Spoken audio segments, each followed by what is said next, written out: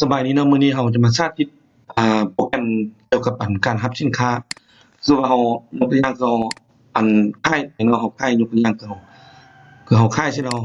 เราบ่เห็นเนาะรายการอยู่นี่เราบ่เห็นรายการอยู่ตรงเทปตรงนี้เราได้